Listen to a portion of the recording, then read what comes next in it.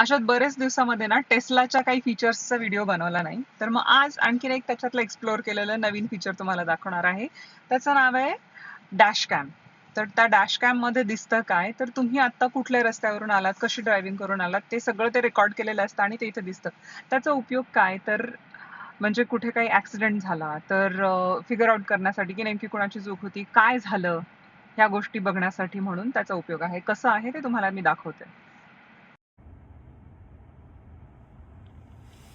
तर हा पूर्ण रस्ता, की कुठे गेले होते, काय ड्राईव्ह केलं, येस हे एक्झिट घेतलेला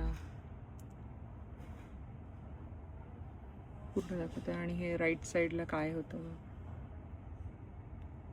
लेफ्ट साईडला कसं दिसलं, अँड देन बॅक रिअरमध्ये काय होतं, राईट पिलरचा एरिया.